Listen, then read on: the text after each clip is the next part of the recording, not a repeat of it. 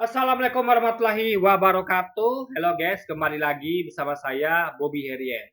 Kali ini kita akan kembali mengomentari video dari Luis Prasetyo yang berjudul apa ya? Bentar guys. Akhirnya Yahya Waloni tobat dan bener. Kita akan langsung tonton videonya, habis itu akan kita komentari guys. Belum ada orang Islam pada waktu itu.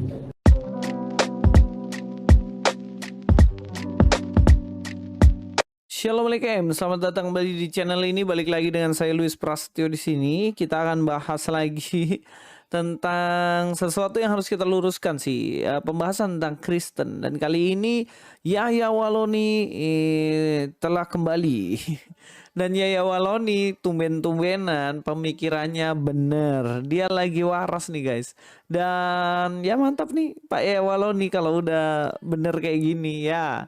Yaitu tentang klaim ya, yang biasanya diklaim bahwa semua nabi-nabi itu termasuk Abraham, Yakub, terus anak-anaknya Yakub ya, baik itu 12 suku Israel dan lain-lain, mereka ini katanya semuanya Islam.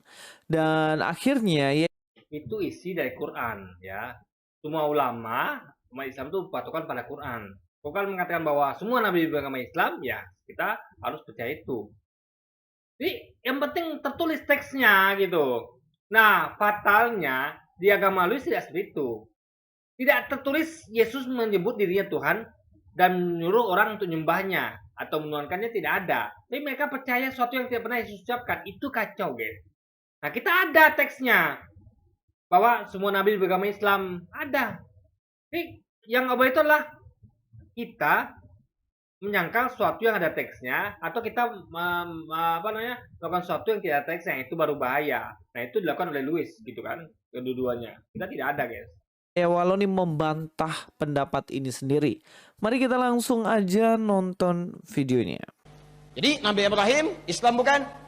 Islam. Makanya ketika beliau kemudian tumbuh kata Allah, kamu ini muslim, aslim. Ya, dia dikatakan bagaimana Abraham atau Ibrahim itu dia adalah seorang muslim. Jadi di sini katakan Abraham yang adalah bapak orang percaya, bapak orang beriman, dikatakan Islam. Dan tidak hanya sampai di situ, ternyata anak-anaknya pun dibilang. Jadi misalnya kayak kita harus bertindak berdasarkan apa yang tulis. Yang tuliskan adalah bahwa Nabi itu semuanya beragama Islam. Itu fakta tertulis. Nah, masalahnya mereka percaya sesuatu itu jelas teksnya begitu, mereka malah percaya lain. Contoh, Yesus mengatakan bahwa akulah jalan kebenaran dan hidup. Ya, artinya Yesus cuma jalan. Tujuannya siapa? Bapaknya. Jadi mereka menyamakan bahwa Yesus adalah tujuan. Yesus adalah Bapa itu sendiri. Itu masalah, guys. Sesuatu yang Yesus katakan beda dengan mereka katakan, itu baru masalah. Pokoknya tidak. Memang ada teksnya di Quran gitu. Jadi kalau ada dia menyampaikan bahwa yang menyalahkan ustadz yang ngomongin sekuran, itu masalah ya. Ya. Bahwa dia tidak sadar bahwa dirinya ya itu justru melakukan hal yang ustadz itu udah benar, ulama udah benar ketika mengatakan bahwa semua nabi beragama Islam, itu udah teksnya. Tapi dia masalah di dia gitu. Dia mengatakan Yesus adalah sama dengan Bapa, Yesus adalah Bapa. Padahal Yesus cuma jalan. Yesus diutus, Bapa mengutus. Orang yang diutus itu beda dengan mutus gitu. Dia menyamakan keduanya. Itu masalah, guys. Sesuatu yang dia tertulis atau tulisnya lain, dia yakini lain. Itu baru masalah gitu kan. Begitu. Nah, kemudian bagaimana dengan keturunannya? Yakub, Yusuf dan sebagainya, muslim. Ya, dikatakan bagaimana semua anak-anaknya Yakub dan lain-lain semuanya itu adalah muslim. Nah, inilah yang dikatakan oleh Bapak Ustadz ini. Jadi semuanya dibilang Islam lah ya. Walaupun Yakub itu kan orang Israel. Jadi dengar pendapat banyak ulama. Bukan hanya Ustaz dia ngomong gitu kan. Dia nulis ini dia apa baru tahu dia. Anak PAUD dia tahu. Tanya anak PAUD itu sana. Anak PAUD yang masih 4 tahun itu, 5 tahun. Tanya, apa agama Ibrahim? Dia bilang Islam. Nggak ada mungkin dibilang, oh agama Ibrahim adalah Yahudi. Nggak ada. Agama Ibrahim Nasrani apalagi Kristen, nggak ada. Nggak ada, guys. Apa agama Nabi Isa? Ada nggak yang bilang Nasrani? Kristen? Nggak ada. Isa agama Islam. Anak PAUD-nya tahu, guys, gitu loh. Itu harus dipahami. Jadi ulama sekelas Yahya ini nggak mungkin nggak tahu. Mungkin Louis nangkapnya beda. Nanti kita akan buktikan ya. Sebenarnya Ustaz Yawaloni yang salah atau Louis yang salah menangkapnya gitu kan. Yang jelas dia adalah bapaknya orang Israel ya. Bagaimana setelah Yakub punya anak nanti 12. Jadi bukan masalah bapaknya orang mana. Ingat ya, agama itu tidak menang suku. Oh ada sukunya Yahudi berarti agama Yahudi, nggak gitu. Ingat, tidak ada dulu agama Yahudi, Nasrani, atau Kristen. Yang ada adalah umat Yahudi, umat Nasrani. Itu pangkal awalnya. Kenapa? Karena umat Yahudi disebut umat Yahudi karena mereka mengikuti nabi yang berasal di bangsa Yahudi. Kalau umat Nasrani adalah karena mereka mengikuti nabi yang berasal di kota Nazaret, yaitu kotanya Yesus gitu, Nazaret. Belum ada itu agama Kristen atau agama Yahudi, apalagi agama Nasrani belum ada, apalagi agama Kristen gitu kan. Itu baru ada kemudian.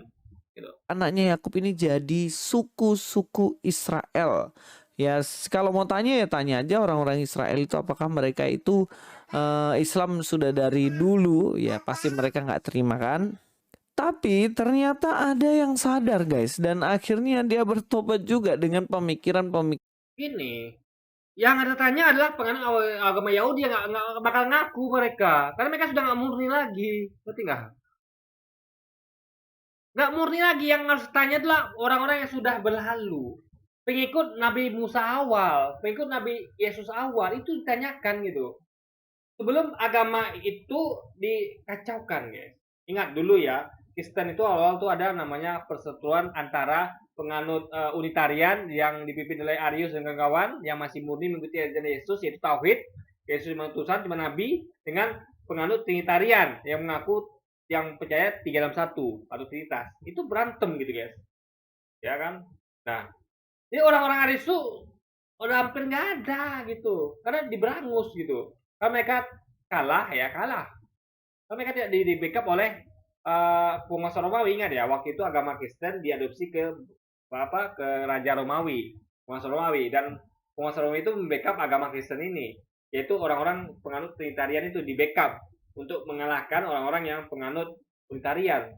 Jadi orang tuh udah hampir nggak ada. Jadi ada tuh jangan tanyakan kepada orang sekarang gitu, yang ngaco jawabannya guys.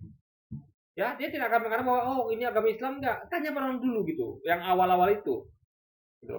Itu loh, ngerti ya bagi pikirnya. Pikiran yang memaksa seperti ini. Siapakah dia? Ya jelas dia adalah Yahya Walloni. Ternyata Yahya Walloni di sini pemikirannya benar guys. Pemikirannya benar. Apanya pemikiran yang benar dari Yahya Walloni? Kita dengar aja videonya. Contoh gini, ada orang ya yang anak sekarang deh yang nggak pernah belajar sejarah, tanya kan, kita nih kita sebenarnya Indonesia atau apa sih? Dia kan jawab Indonesia. Padahal dulunya kita tuh adalah terbagi atas Kerajaan Mataram, Singosari, ya kan, Majapahit dan segala macamnya gitu. Tapi kalau Anda tanya pada orang dahulu, awal-awal dahulu, enggak, kita bukan bangsa Indonesia kok. Ya, kita tuh sebenarnya adalah Mataram, Majapahit, itu kita sebenarnya. Akarnya itu gitu guys, sebelum menjadi Indonesia kan. Jadi makanya ada perubahan-perubahan gitu. Ada perubahan-perubahan, itu harus dipahami. Ini nggak bisa Anda, ini logikanya ya. Jangan sama. Ini kalau Anda kira-kira menganalogikan bahwa orang sama dengan orang sekarang sama dengan dulu, nggak bisa. Ada sultannya tuh sama orang-orang Yahudi, orang Kristen itu. Ya mereka bukan orang dulu, mereka orang sekarang. Itu udah beda guys ya. Ngerti nggak?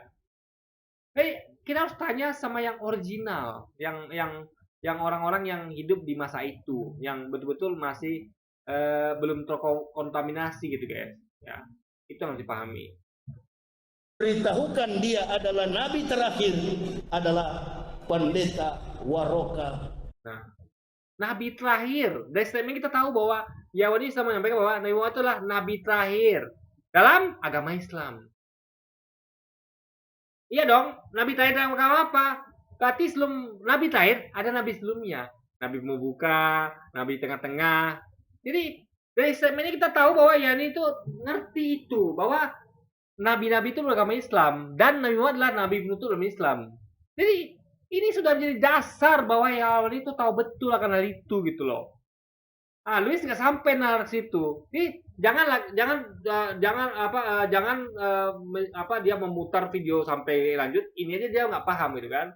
Ini saja perkataan Yaloni awalnya sudah membantah ya, tujuan dia gitu, ya kan? Bahwa Yaloni itu adalah meyakini bahwa Nabi Musa, Nabi Ibrahim itu bukan agama Islam. Ini saja sudah membantah itu bahwa dengan mengatakan Yaloni mengatakan bahwa Nabi Muhammad adalah Nabi penutup.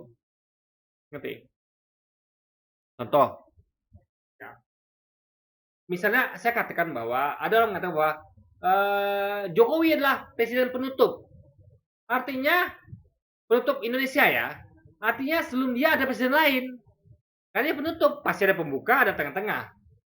Kalau dibilang bahwa Jokowi adalah satu-satunya presiden Indonesia baru, berarti nggak ada lagi. Tapi kalau sama kayak yang awal nih, kalau dia mengatakan bahwa Nabi Muhammad adalah Nabi satu-satunya dalam Islam, oke. Berarti nggak ada Nabi dalam Islam itu seperti Yesus, Musa nggak ada. Tapi dia bilang kan tidak. Dia bilang adalah Nabi Muhammad adalah Nabi penutup. Artinya ada Nabi pembuka, yaitu Adam, Nabi tengah-tengah seperti Musa, Daud, Ibrahim, dan Yesus misalnya. Guys. Bin Naufal. Belum ada orang Islam pada waktu itu. Calon Islam baru satu, Rasulullah Muhammad. Jadi gini, orang maksudnya adalah orang Islam ya, bukan dini ya. Maksud mereka harus pahami tadi.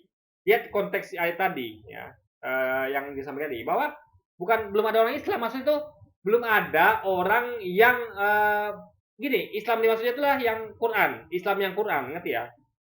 Islam itu ya kan ada Islam yang umatnya Nabi Muhammad, ada Islam umatnya Nabi Musa yang memakai kitab Taurat, ada Islamnya umat Nabi Yesus yang memakai kitab Injil. Itu maksudnya itu.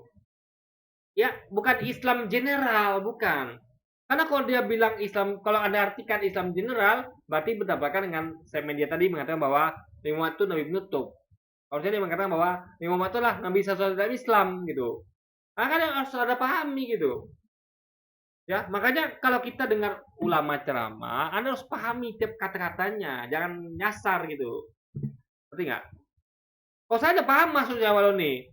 Maksudnya orang Islam ini maksudnya itulah kita ini yang pengikut Nabi Muhammad. Bukan Islam secara general, ngerti nggak? Bisa gini.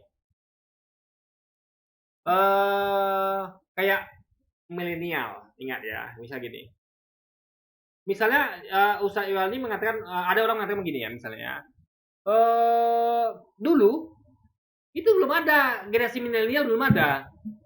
Dulu, sekarang baru ada. Maksudnya bukan belum ada generasi milenial, ada, tapi yang di generasi milenial yang diviralkan tuh belum ada. Yang kayak gini nih belum ada gitu. Dulu namanya generasi milenial juga, tapi belum seperti sekarang gayanya gitu. Itu maksudnya guys. Ini Ustaz Wira itu saya membedakan antara umat Islamnya pengikut Nabi Muhammad dengan umat Islamnya pengikut Yesus dan lainnya gitu. Itu masalah itu yang harus dipahami. Cuma kayak ada orang ingin membedakan antara generasi milenial sekarang dengan dulu. Gitu. Bukan nggak ada generasi milenial dulu, tapi kan itu viralnya sekarang, guys. Ngerti maksudnya? Maksudnya yang kayak gini ini nggak ada dulu gitu loh. Dulu generasi milenialnya apa? Patuh pada orang tua. Sekarang kan melawan orang tua banyak. Dulu generasi milenial adalah ibaratnya takut sama guru, sekarang nggak lagi gitu. Jadi itu dimaksud guys, gitu. Bukan basicnya atau esensinya itu generasi milenial, tapi adalah pada hal yang tentang spesifik tertentu gitu. Ini bukan Islam secara general, tapi Islam secara pengikut gitu guys, ya. Islam yang pengikut Muhammad dengan Qurannya, ada Islam lagi yang lain yaitu pengikut Yesus dengan Injilnya, Islam Musa yang ikuti Musa dengan Tauratnya gitu kan. Sallallahu alaihi wasallam. Iya, ya Waloni mengakui bahwa belum ada pada waktu itu orang Islam dan ya orang Islam yang apa dulu? Islam yang kayak kita ini, Islam yang ikuti Muhammad maksudnya. Dulu belum ada karena Nabi Muhammad belum diutus. Ngerti ya? Islam itu dimaksud dia bukan Islamnya umat Islamnya Nabi Yesus, bukan. Jadi dia makanya dengar apa tuh utuh gitu, pahami ayat perkataan Ustaz Weli sebelumnya gitu, ya kan? Oh kita ada paham. Maksudnya ini adalah jadi nggak mesti harus detail persis disuapkan gitu, nggak mesti. Nalar kita harus jalan. Yang maksudnya ini adalah umat Islamnya Nabi Muhammad. Karena orang kan gini, orang tuh kebanyakan taunya Islam itu adalah agama yang dibawa Nabi Muhammad. Padahal tidak. Nabi Muhammad itu bukan bawa agama baru. Dia adalah nabi penutup yang meneruskan ajaran agama nabi-nabi sebelumnya, yaitu Islam, guys. Gitu loh. Satu orang yang akan masuk Islam, orang yang pertama kali yaitu Nabi Muhammad itu sendiri. Nah, di sini jelas benar ya apa yang disampaikan oleh Yaya Waloni ini, karena memang pada zaman nabinya mereka itulah Islam itu ada. Dan kalau Maksudnya karena gini ya, yang orang tahu kebanyakan adalah yang orang tuh yang orang tuh udah pakemnya bahwa Islam tuh adalah agama di bawah Nabi Muhammad. Padahal ada sambungannya. Islam adalah agama yang di bawah Nabi Muhammad dan juga nabi-nabi lainnya itu. Yang mereka tahu kan cuma Islam tuh agama di bawah Nabi Muhammad. Iya, Nabi Muhammad memang agama Islam. Ini bukan hanya beliau yang bawa agama Islam, karena beliau adalah bukan nabi satu-satunya. Beliau adalah nabi penutup. Makanya harus paham itu. Ini orang mungkin belajar setengah-setengah. Oh, Nabi Muhammad bawa agama Islam berarti lain yang di bawah yang beliau tuh tidak bawa agama Islam, enggak begitu. Nabi Muhammad itu adalah nabi penutup. Artinya nabi sebelumnya adalah nabi pembuka, nabi tengah-tengah juga bawa agama yang sama. Karena posisinya adalah sama-sama nabi. Cuman ada pembuka, penutup, tengah-tengah dan semacamnya, guys. ditanya Yahudi itu siapa ya, jelas itu kan Yahudi itu adalah agama Yahudi yang pada waktu itu ya Farisi, ahli Taurat, dan mereka itu semuanya agama Yahudi yang mana diambil dari orang-orang Israel ya. Ya, kalau kita lihat seperti itu. Tapi kalau diklaim bahwa suku-suku Israel itu mereka semuanya Islam, ya jelas kalau ditanyain sendiri kepada mereka, orang-orang Yahudi pasti nggak mau. Ya, sama kayak Anda tanyakan dengan orang-orang Indonesia sekarang, kalian orang Mataram nggak? Orang Majapahit nggak? Enggak, kami Indonesia kok. Ya tanya salah alamat. Kenapa ke orang sekarang? Tanya sama orang dulu. Yang masih awal-awal gitu kan. Anda tanyanya kepada orang Yahudi sekarang, ya iya. Coba tanya sama orang Yahudi dulu. Yang hidup zaman Yesus, hidup zaman Musa. Apa jawaban mereka coba kan? Nah itu harus dipahami, guys. Bilang begitu karena faktanya tidak seperti itu. Sebab pada zaman dulu ya jelas mereka percaya kepada Allah Israel, Allah Yahweh ya, Adonai. Nah, kalau kita lihat seperti Guys, Allah Israel ke Allah Mekah ke itu Allah yang sama. Ingat, Allah itu satu. Dia adalah Allahnya Israel, Allahnya Mekah, Allahnya Indonesia, Allah dunia, alam semesta alam. Jadi bukan berarti Allahnya Israel bukan Allahnya Mekah, Allahnya Arab, bukan. Allah itu Tuhan, jangan debat seperti presiden. Ada mau samakan presiden. Oh, presiden Arab berarti bukan presiden Israel. Enggak begitu, ini Tuhan loh. Tuhan itu semesta alam, mencakup wilayah kecil-kecil. Ya Tuhan semesta alam, iya. Tuhan Israel, iya. Tuhan Indonesia, iya. Tuhan Arab, iya. Jangan samakan dengan presiden. Presiden semesta nggak ada. Ya ada presiden Indonesia saja. Presiden Arab saja. Ini Indonesia nggak bisa bedakan mana presiden mana Tuhan, guys. Saya kira Tuhan tuh sempit. Oh ini cuma Tuhan Israel saja. Nggak gitu. Tuhan tuh bukan presiden, Luis. Tuhan tuh adalah semesta alam. Ngerti nggak dia? Mana ada Tuhan Israel saja, nggak ada. Tuhan Arab saja, ya Tuannya Israel juga Tuannya Arab. Tuannya Indonesia, Tuannya semesta alam, guys. Itu namanya beda-beda. Orang Israel nyebutnya sebagai Yahweh, Kristen nyebutnya sebagai Allah Bapa, kita Islam menyebutnya sebagai Allah SWT. Itu oknum yang sama, sosok yang sama gitu. Sama-sama, kita bisa saja nyebut Allah Bapa bisa gitu. Nggak masalah. Atau kita sebut Yahweh nggak masalah. Cuman, dia memperkenalkan kita tuh sebagai Allah SWT, ya kita panggilkan itu gitu loh. Misal gini, ada orang misalnya panggilannya beda-beda. Anda silakan memanggil di mana saja, tapi kan elok kalau dipanggil dengan siapa dia perkenalkan diri sama kita gitu. Ya. Misalnya gini, ada orang yang di kampung sini ya namanya ini, di situ dia kenal yang lain, itu dikenal lain. Nah, orang kampung sini ya nyebutnya dengan sebutan dia kampung sini gitu. Orang sana ya silakan dengan nama itu gitu. Ini itu adalah orangnya sama, guys. Itu nggak jadi masalah gitu kan. Cuman eloknya orang kampung sini ya panggilnya dengan nama orang kampung sini manggil. Jangan ada orang Betawi manggil orang itu dengan pakai panggilan yang dipakai oleh orang Bugis misalnya. Jangan gitu, guys. Ya. seperti ini, maka sebenarnya kalau dibilang semua Abraham, Ishak, Yakub dan anak-anaknya semuanya ya Muslim, itu sebenarnya memaksakan kehendak sendiri. Karena memang kalau Bukan memaksakan, teks Al-Qur'annya begitu ngomongnya. Dia ngerti nggak sih? Kalau sudah tiap suci yang ngomong, Anda bilang maksa. Maksa tuh Anda. Nggak ada tertulis kitab suci Anda ngomong. Itu baru memaksakan namanya. Kok bisa sesuatu yang nggak ada disebut ada gitu? Itu memaksakan namanya. Kalau Anda sebut itu ada dan memang ada, tulis itu kan memaksakan. Berarti sudah sesuai. Udah korek, udah benar guys. Memaksa itu adalah nggak ada tertulis, ada bilang dengan klaim bahwa itu kayak gitu padahal tidak tulis gitu. Itu baru masalah gitu kan. dari sudut pandang Kristen jelas itu adalah keliru. Tapi kalau memang itu sudut pandang Islam ya nggak apa-apa. Mungkin itu adalah sudut pandang mereka sendiri begitu. Karena memang kalau kita lihat ya memang pengajarannya berbeda kan seperti itu. Tetapi saya ingin luruskan untuk orang-orang Kristen. Untuk orang-orang Kristen, teman-teman jelas pandangannya mengatakan bahwa Yakub dan keturunannya itu adalah seorang Muslim ataupun Islam, itu jelas pandangan yang bukan pandangan dari Kristen. Itu pandangan dari saudara-saudara kita. Jadi agamanya apa gitu? Agama Kristen. Maka kita katakan guys, kita tuh semua nabi itu kita tuh Islam gitu. Jelas sistematis gitu kan. Kalau dia bingung nih, apa agamanya apa ya? Nabi Yesus ya, apa Nabi Musa ya? Apa agama Nabi Adam? Bahkan dia tanya nih, apa agama Nabi Adam? Dia bisa jawab, oh Adam agama Yahudi. Loh, apakah dia memang orang Israel? Nabi Adam itu kan manusia pertama, nggak punya suku dia guys. Suku apa Adam? Nggak ada yang tahu. Dan nggak punya suku juga. Suku tuh ada ketika orang itu menempati suatu wilayah. Baru ada suku.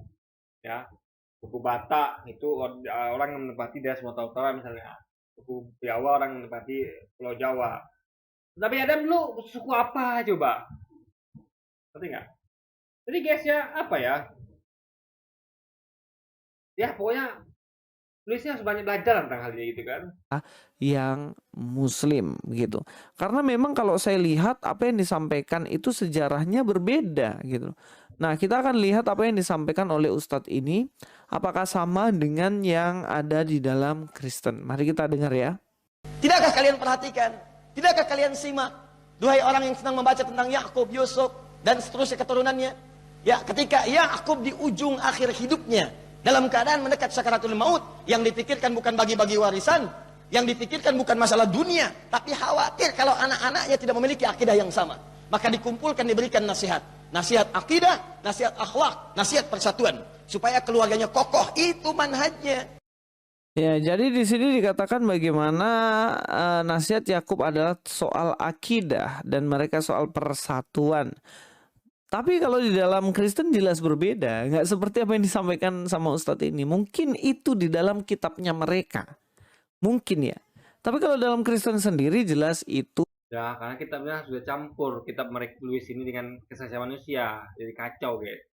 Ingat ya, kitab suci itu harusnya hanya berisi 100% firman Tuhan.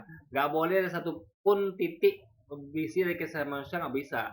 Karena ini adalah kitab suci, firman Tuhan, bukan kitab manusia. Beda guys. Kita bedakan itu. Kita namanya hadis, kesaksian manusia. Beda dengan Quran. Quran itu kitab suci dan berisi 100% firman Tuhan. Dan itu memang harusnya begitu gitu kan. Nggak ada. Kenapa? Karena kita akan lihat ya apa yang disampaikan Yakub. Kita akan lihat dalam Kejadian 49. Dikatakan dalam Kejadian 49 ini ya, kemudian Yakub memanggil anak-anaknya berkata, "Datanglah, berkumpul supaya kuberitakan kepadamu apa yang akan kamu alami di kemudian hari." Jadi semacam nubuatan yang akan diterima para anak. Begini ya, ini adalah satu momen di mana Yakub memanggil anaknya dan datanglah berkumpul. Kita nggak tahu berapa kali dia mengadakan momen seperti ini. Misalnya contoh, Anda tahu nggak? Ada beberapa keluarga tuh memang suka begitu. Ada momen tertentu, kayak keluarga saya tahun baru tuh diberitahu supaya semua kumpul di satu rumah, misalnya rumah tante saya yang ini, besoknya di rumah tante yang lain, jadi lebaran juga begitu. Jadi ada banyak momen kayak gitu. Yang momen yang mana gitu loh. Nah, jangan gara-gara satu momen ini dianggap sama dengan momen yang disebutkan oleh Ustadz Jayat. Emangnya hidup cuma satu momen gitu loh. Itu masalahnya gitu loh, ya kan? Jadi lu sih nggak ngerti bahwa momen. Jadi kalau ada orang misalnya memanggil anak dalam berkumpul lalu nggak ada lagi gitu, nggak gitu. Momen yang mana dulu gitu kan? Jadi guys ini apa ya? Jadi sih mengatakan apa sekarang kan itulah orang cuman seperti boleh atau hanya mengadakan satu momen dalam hidupnya untuk mengumpulkan anak-anak gitu kan enggak, orang banyak berkumpul, apalagi orang tua yang budi sama anaknya tuh yang suka ngumpul memang gitu, banyak momen kayak kita ada momen lebaran, momen awal puasa, momen tahun baru atau ulang tahun atau apapun itu diajak berkumpul, diberitahukan banyak hal gitu kan, diskusi, ngobrol enak segala macam gitu guys, gitu loh. Jadi momen, jangan Luis itu membantah momen yang disampaikan oleh saya dengan momen yang dia baca dari kitab. Apakah dia bisa pastikan itu momennya sama? Yaitu satu momen itu kan nggak gitu dia pikir guys, gitu kan. Anaknya. Jadi bukan soal akidahnya harus sama dan lain-lain. Kenapa diadu ya? Misalnya kayak gini, orang kita lagi ngomong tentang momen perkumpulan yang di hari Lebaran, dia bacakan momen yang di hari Tahun Baru, kan hanya nyambung ya. Gitu. Ini adalah Anda harus minta itu sama Ustaz Hidayat, mana ayatnya biar disampaikan langsung kan, momennya kapan itu, dicek ulang ini momen sama apa tidak gitu kan. Jadi seakan-akan kita tuh hidup hanya punya satu momen tuh guys, enggak ya, kita itu hidup tuh orang tua tuh kalau yang suka ngumpulin anak tuh biasanya itu berapa momen gitu, banyak momen hari besar, momen apa gitu kan. Berhimpunlah kamu dan dengarlah ya anak-anak Yakub, dengarlah kepada Israel ayahmu. Ruben, engkau anak sulungku, kekuatanku dan permulaan kegagahanku. Engkau yang terutama dalam keluhuran, yang terutama dalam kesanggupan. Engkau yang membual sebagai air, tidak lagi engkau yang terutama, sebab engkau telah menaiki tempat tidur ayahmu. Waktu itu engkau telah melanggar kesuciannya, dia telah menaiki petiduranku. Simeon dan Lewi bersaudara, senjata mereka ialah alat kekerasan.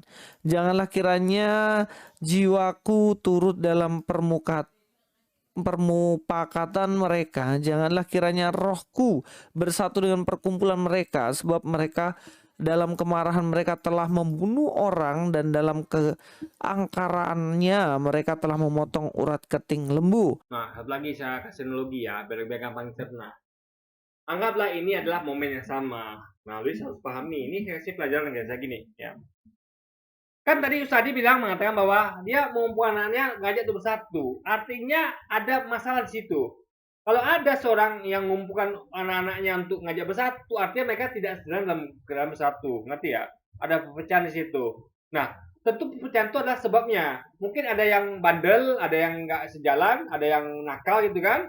Maka disatukan dengan cara apa? Nggak mungkin mencampur minyak dengan air.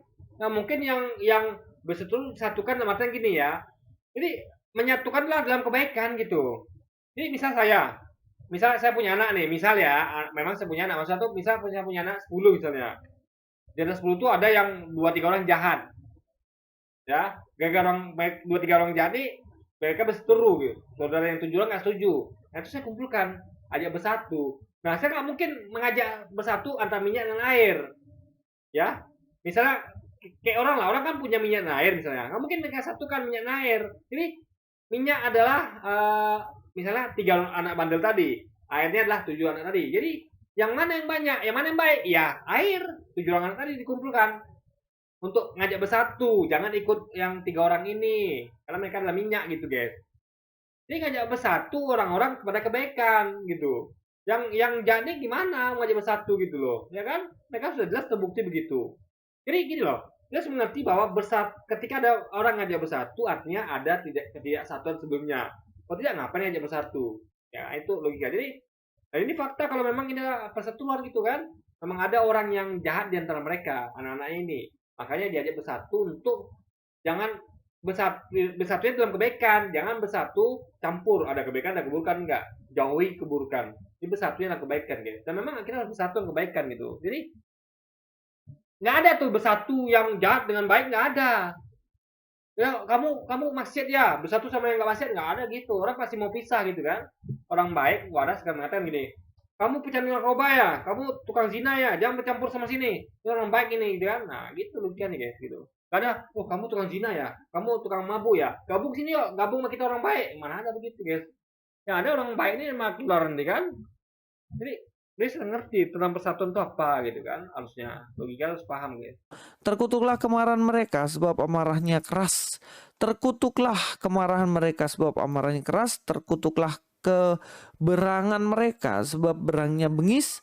Aku akan membagi-bagikan mereka di antara anak Yakub dan menyerahkan mereka di antara anak Israel.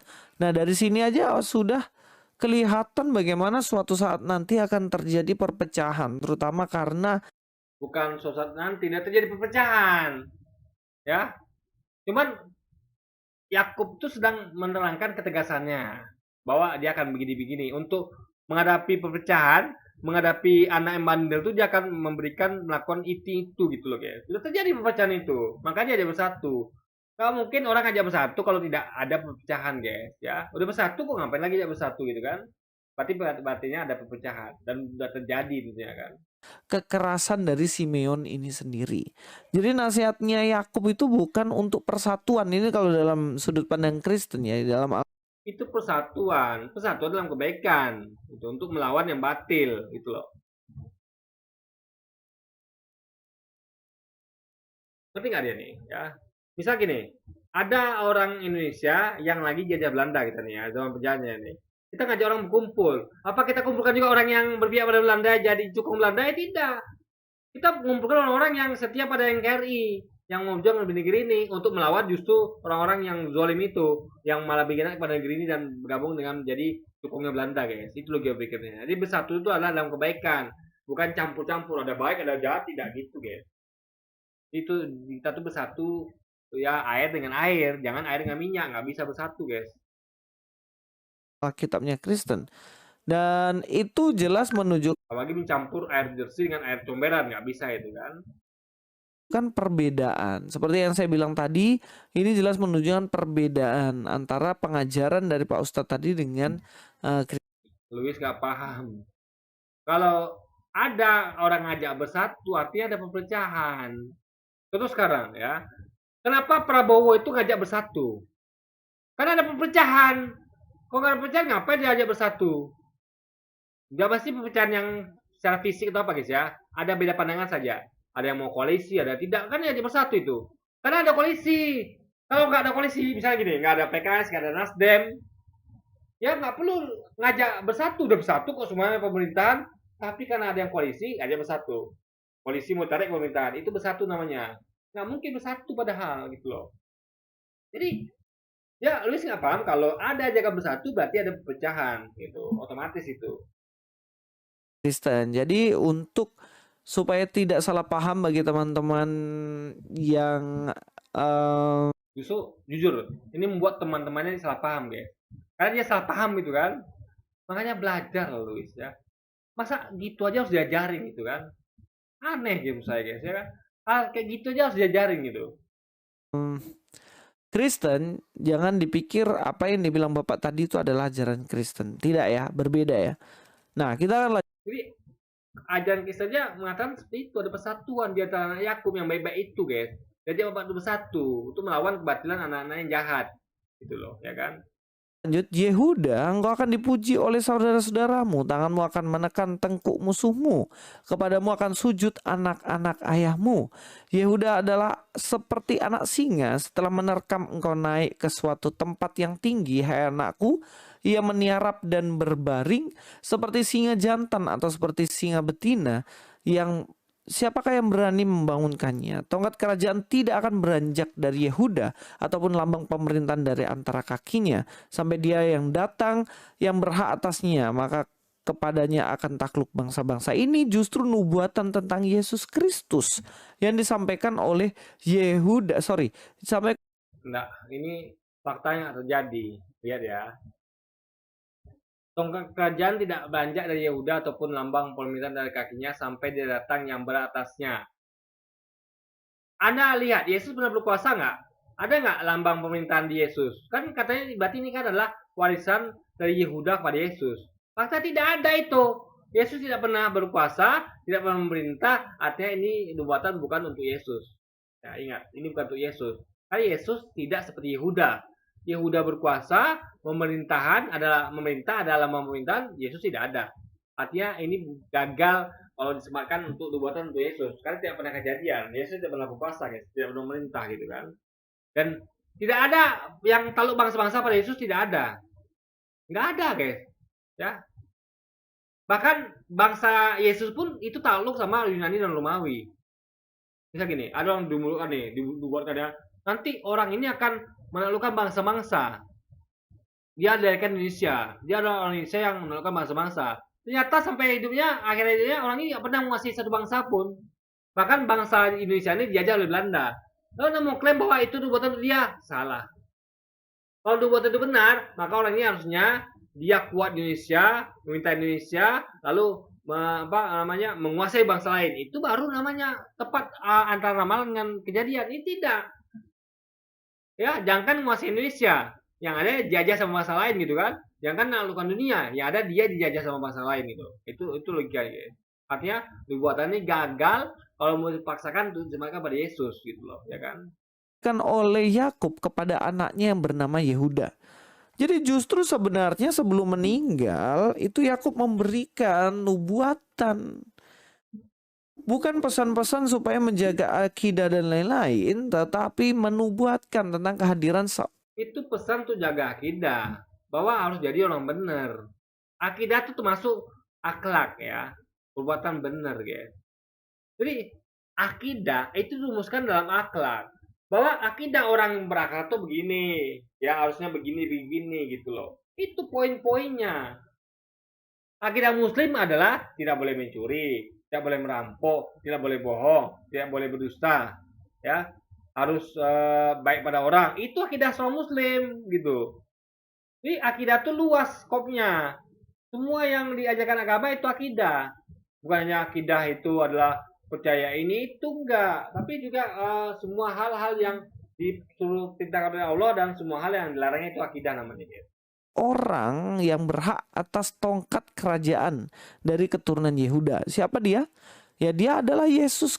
Ya kerajaan yang mana? Wong negara Yesus jadi dijajah sama orang Yunani nggak mampu bebaskan gitu kan. Jadi guys, jujurlah pada Anda. Coba tanyakan ya. Tongkat pemerintahan Yehuda mana yang Yesus pegang? Nggak ada. Yesus tidak pernah megang tongkat pemerintahan manapun. Ya, nggak pernah, nggak ada itu guys. Ya, nggak terjadi. Berarti itu buatan itu gagal. Berarti itu bukan untuk Yesus, tapi untuk soal yang lain itu kan.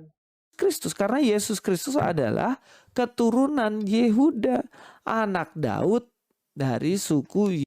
Jadi kalau Yehuda menguasai memerintah wilayah, harusnya Yesus juga begitu. Tapi tidak kejadian guys. Artinya nubuatan bukan untuk Yesus gitu kan. Yehuda. Jadi inilah sekilas info yang mana jika dikatakan bahwa semua para nabi Abraham, Ishak, Yakub dan anak-anaknya ke-12 orang atau suku Israel itu adalah Islam, mungkin itu benar dari sudut pandang Islam. Bukan hanya sudut pandang Islam, dari Alkitab juga benar guys. Jadi yang dibaca itu sebenarnya sedang membantah argumentasinya sendiri. Makanya saya katakan bahwa itulah teksnya ngomong gini, dia tafsirkan lain. Itu masalah di situ guys. Kita jelas-jelas kita hadisnya ngomong gini, kita sampaikan, kita sesuaikan fakta yang tertulis. Dia tidak, yang terusnya begini, dia pahami lain, dia sampaikan lain. Itu masalahnya. Jelas-jelas Yakub tadi ngajak bersatu dalam kebaikan, ya, karena bersatu itu pasti ada pecahan sebelumnya. Ya anggapnya bukan itu, aneh guys ya kan, nggak nyambung di sini.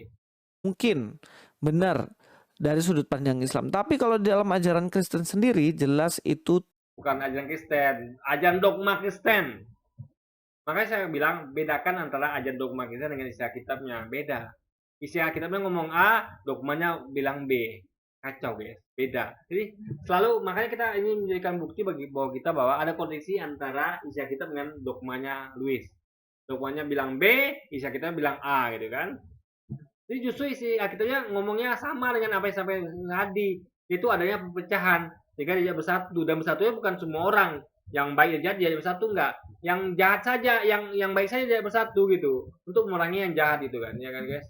Tidak kami terima pengajaran semacam itu karena merujuk kepada bukti-bukti yang sudah saya tunjukkan tadi. Ya buktinya justru membuktikan bahwa Louis ini nggak paham gitu kan.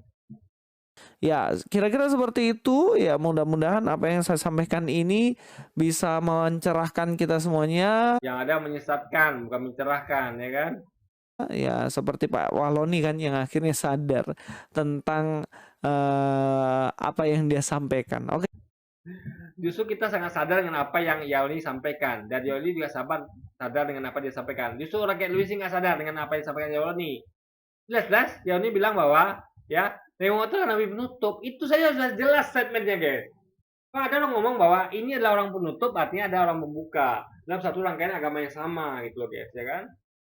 Guys, ini Louis ini memang harus belajar untuk menyimak orang ngomong gitu kan, dari yang error sini gitu kan. Oke. Jadi mungkin sekian dulu aja video kita ini, dan sampai jumpa lagi di video-video selanjutnya. Wassalamualaikum warahmatullahi wabarakatuh.